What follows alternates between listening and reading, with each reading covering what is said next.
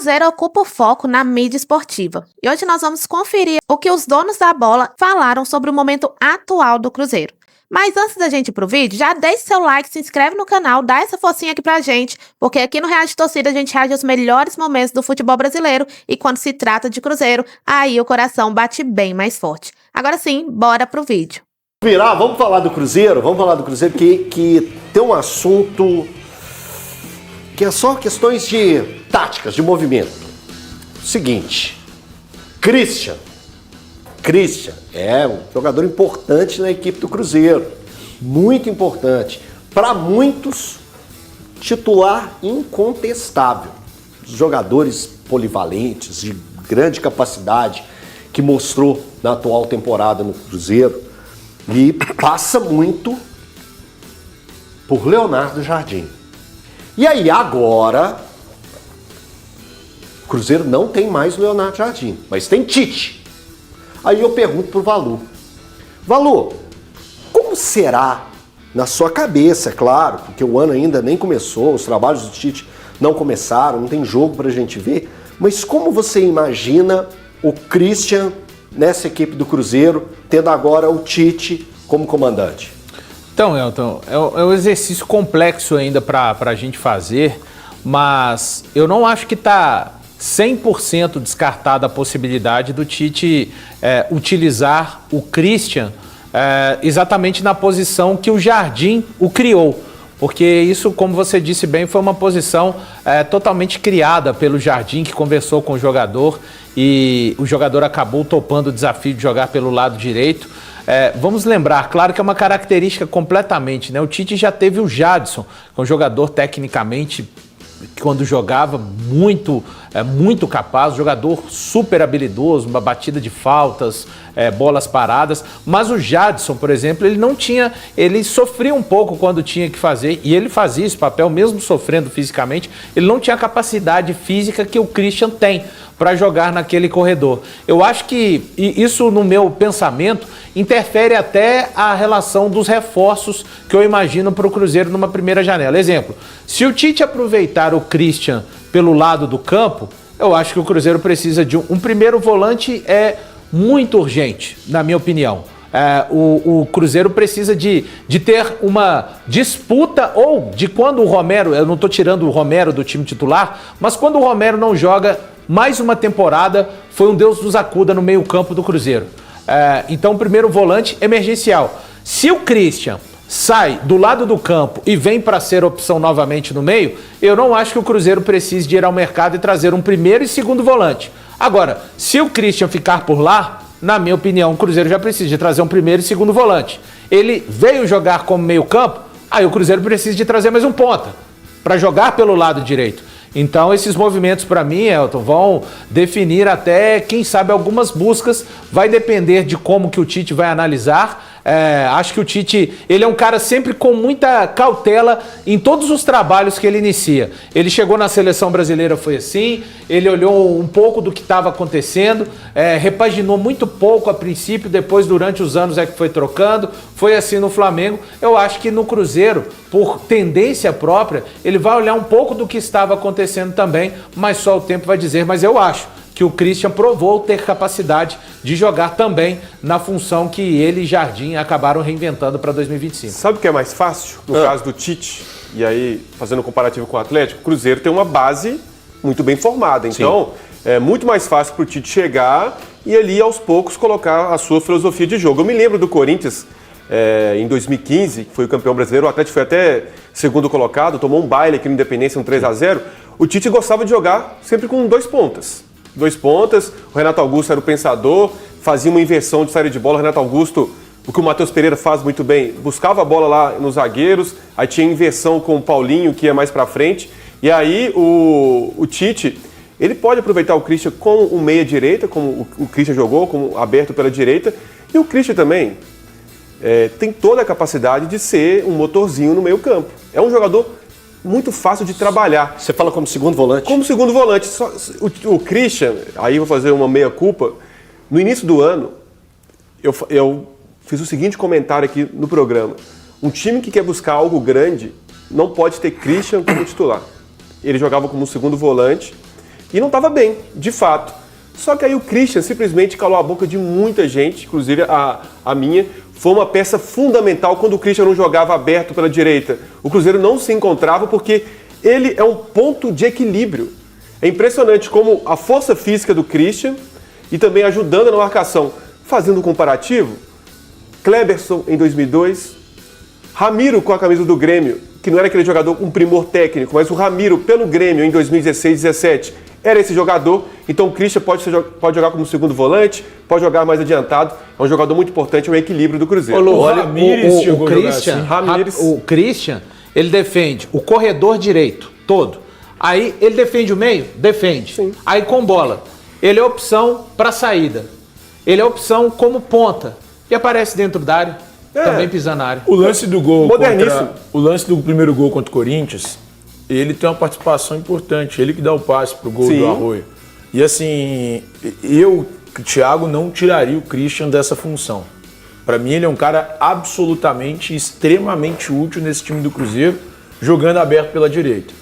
O Christian é, sem dúvida alguma, pelo menos na minha cabeça, um dos caras mais subestimados no Cruzeiro nesse Campeonato Brasileiro. Eu também acho. Porque ele jogou muita bola. Eu acho que é o mais subestimado. Ele foi extremamente importante. Então, eu não tiraria o Christian dessa ponta direita. Posso fazer uma pergunta? Pode sim. Pergunta demais. Né? Não. Vocês acham que o Tite pode mudar muito a maneira de jogar do Cruzeiro em relação ao Leonardo Jardim? Se ele mudar, pela característica do Tite, vocês acham? acho que vai ser aos poucos. Vai colocar o jeito dele de jogar, mas o Cruzeiro tem uma maneira de jogar muito sólida. E deu certo na temporada. O Cruzeiro não beliscou a Copa do Brasil por Gabriel Barbosa, mas assim, o Cruzeiro tem um jeito de jogar, então ele pode colocar aos poucos o seu jeito. Então é muito mais fácil para o treinador, assim. Essa fala que o Luciano colocou aqui, dele lá em janeiro, né, Luciano? No início do ano, fevereiro. No início do ano, você pegou e falou que um time não poderia pensar em algo grande tendo o Christian como titular, né? Ela envelheceu muito mal. Ô, Gabriel, tem aí a foto da apresentação cabulosa. Cadê? Tá na TV. Tá na TV, mas coloca aqui no telão, porque a vista é ruim, né? Olha como que foi a chamada da apresentação cabulosa. Gabigol, não deu certo. Né? Não tem dado certo. Dudu, ó, Pedrinho, ó, famoso. Aqui, ó, Rodriguinho. Fagner teve a lesão, né? Então a lesão atrapalhou. Ajudou muito o William. Foi importante. Eduardo também. 12º jogador, mas já saiu. Na apresentação cabulosa, quem foi o cabuloso? Foi o Christian. O segundo, assim, foi o Christian. Menos badalado, talvez, aí. E o... Não, eu acho que o segundo menos badalado. Só pedi pro Rodriguinho. Tava encostado na Atlético Paranaense. Os caras que deram certo mesmo foram ele e o Fagner.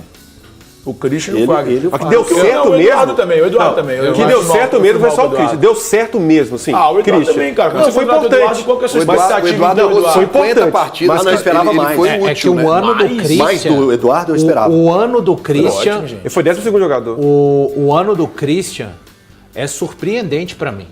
Eu imaginava... Eu não esperava, gente. Eu esperava um Christian ajudando. Eu acho que ele foi fundamental. Foi mesmo. Então, essa é a Ele foi questão. ponto de equilíbrio. Quando eu falo o Kleberson em 2002, é isso. Quando o Brasil muda a rota em 2002, é quando o Kleberson aparece. É a mesma coisa do Luciano, Christian. as melhores atuações do Cruzeiro, claro, tem outros jogadores, óbvio que vai ter grandes atuações do Caio Jorge, do Matheus Pereira, do Lucas Romero com o Lucas Silva, mas passam também por grandes atuações do Christian. Se ele precisa evoluir, assim, aí seria um fenômeno também, né? Aquela fala do Casares. Mas ele precisa evoluir. O último passe, muitas vezes, ele é ansioso na hora de levantar a cabeça e a finalização. Ele fica ansioso ali. Quando ele recebe um cartão amarelo na partida, que ele é um cara muito intenso de tirar espaços. Quando ele recebe um cartão amarelo, ele não diminui, some a intensidade dele. Então ele conseguir também equilibrar, não desaparecer completamente. Óbvio que com cartão amarelo não dá para ter aquele mesmo nível de intensidade que ele tem. É um cara que rouba muitas bolas ali no jogo sem fazer falta, mas quando ele toma o amarelo também, em alguns jogos ele acabou desaparecendo. Sabe uma coisa que eu gosto em debater futebol? Quando acontece algo desse tipo. A gente pegou um personagem como o Christian, que para todo mundo aqui foi consenso da importância que ele teve para o time do Cruzeiro e o que ele pode acrescentar ainda mais nessa equipe. Foi um ponto assim, um ponto específico de um personagem, Thiagão, que às vezes pode passar despercebido. Despercebido, igual a gente colocou ali a apresentação cabulosa. Porque não é o 10, não é o centroavante. Não é isso, não é o 10. Não é o cara que faz o zagueiro xerife. O xerifão. Não é o atacante não é o atacante goleador. Pô, não, que legal, que resenha boa. É que normalmente para a posição do Christian, o que o torcedor espera e quer? Ele quer o cara que drible. O cara que drible, que faz a jogada de linha de fundo, que arrasta a marcação, que limpa para o meio e finaliza, que faz uma jogada diferenciada. O Christian é um cara extremamente útil, extremamente importante, fez um senhor campeonato de várias formas. Ele tem assistência, ele tem gol, ele tem marcação. Ele é um cara importantíssimo para esse elenco. É um jogador absurdamente inteligente. E o ponto que eu acho mais interessante aqui é o que eu falei, o Valu concordou e o Luciano também. Ele é um cara que foi subestimado nesse Campeonato Brasileiro. O Christian, para mim, fez partidas muito melhores que muitos jogadores que tiveram maior destaque. Tiveram muito regular, né, Thiago? Muito regular, porque ele é muito regular, cara. Ele é muito consistente. Nota boa todo jogo. Ajuda o lateral.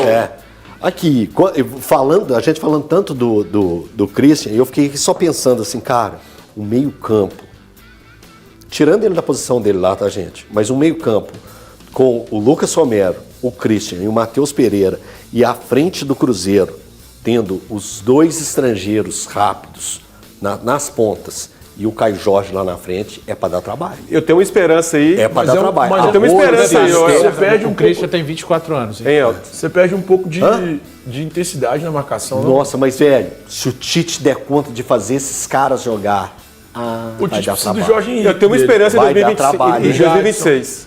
Chama Matheus Henrique. Joga pra cacete. O que ele fez contra o Corinthians. A última impressão dele foi muito positiva contra o Corinthians. Assim, ele mas onde que vai entrar? Assim, aos poucos ele vai entrar. Ele vai precisar muito. O calendário é muito forte.